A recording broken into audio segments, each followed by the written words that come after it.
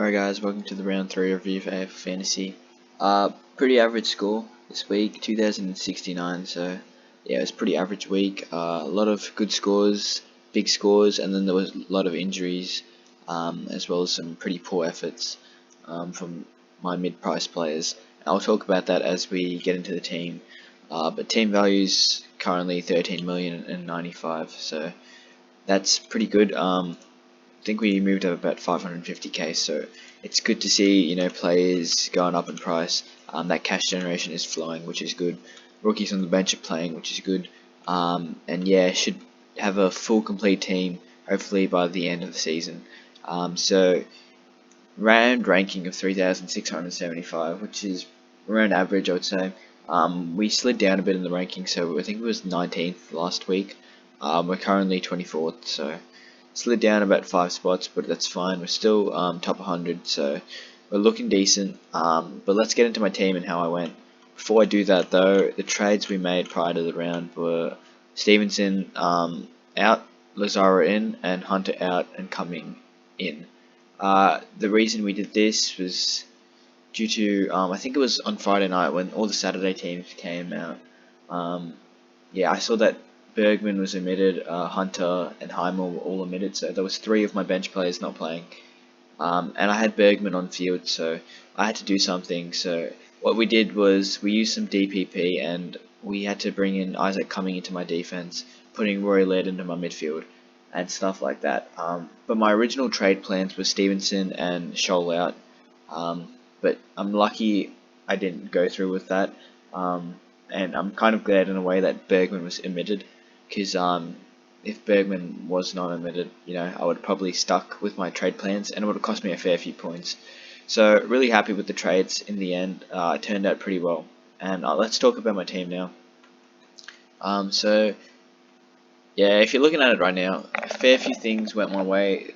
Some silly mistakes, but I'll talk about that. Defense was fine. Cumming was amazing on debut. He looks really good. I didn't watch any of the games this weekend apart from the Bulldogs North game, but I think that Cumming is taking the the kickouts for the GWS Giants, and he's looking pretty good. I think he's got back-to-back 90s now, so I think he's a decent pickup if you're looking for that mid-price defender that can make about 100, 200 more K. He's definitely a good option to bring in. Tom Stewart was really good. Glad I held them. He was pretty poor in the first 2 rounds, so for him to dash it a ton, I'm really happy with. Caleb Daniel, 89. Doesn't look to be a top 6 defender the way he's playing at the moment, but as long as he's getting me an 80 score every week, I'm not going to complain. Doherty was really impressive, 109.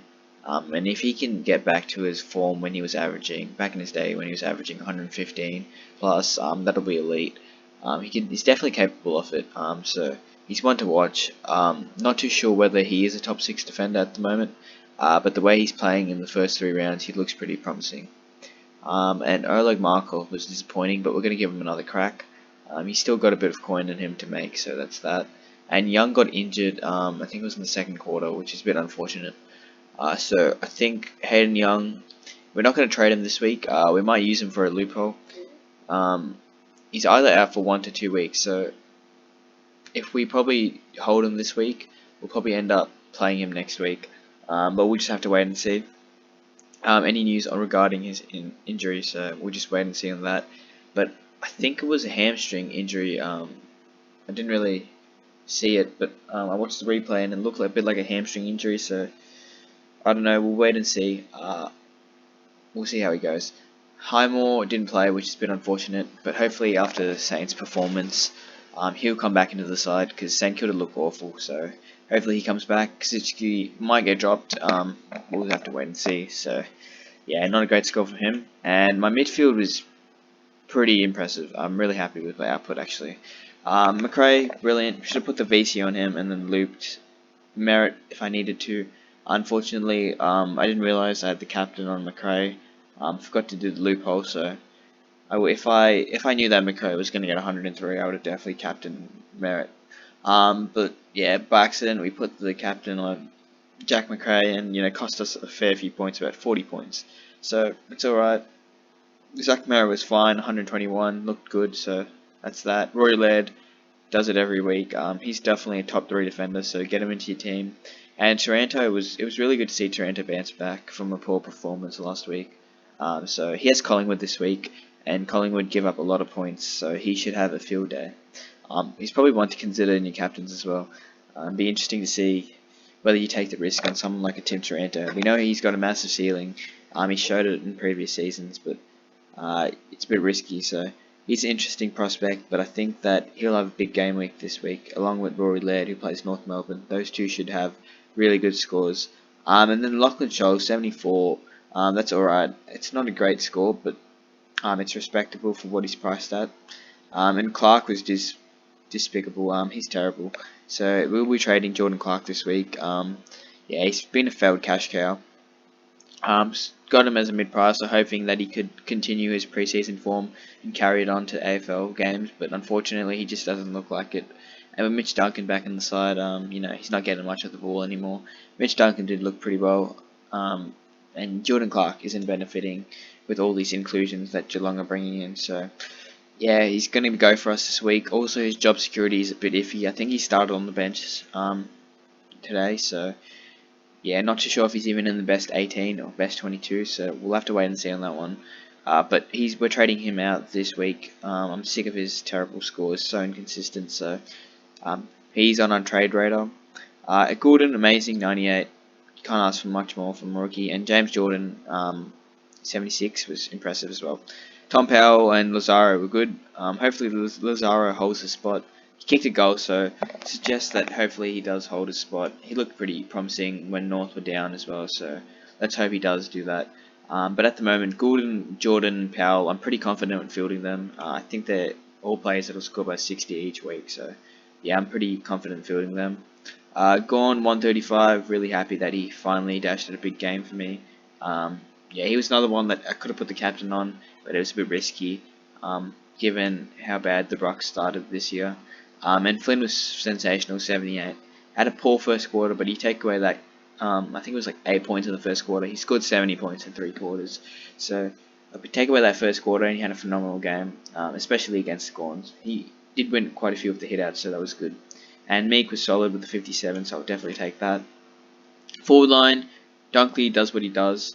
110, really happy with his output. Phillips has got 380s in a row now, and it's a bit concerning. Don't know if he's a top 6 forward the way he's playing at the moment, but at the moment there's not many forwards that we can really rely on to score 100 week in, week out, so I think that we're just going to hold him there for the time being and see how he goes. Nick Hind was pretty good. I think he got injured in the third term, I'm not too sure, but I think he played the whole game. So he looked pretty good, 97. I think he was on like 60 something at halftime, so he was on track for a big game. But obviously that injury, whatever it was in the third term, stopped his scoring. And yeah, unfortunately didn't turn up, but still a great effort from him, 97. Really happy with that. He's been a great cash cow. Unlike, players like Tom Atkins and Clark and Hayden Young, who I thought would be good mid-prices, he's been probably the only one that I can actually rely on to score well. Tom Atkins was pretty poor as well. 67, not a great effort from him. Might be trading him this week as well. I'll talk about my trades later on, but yeah, poor effort from him. Campbell was terrible as well, 49. Didn't look himself. Coughed it up a couple times as well. But, he had a good game week, round 2, so we'll see if he can bounce back again.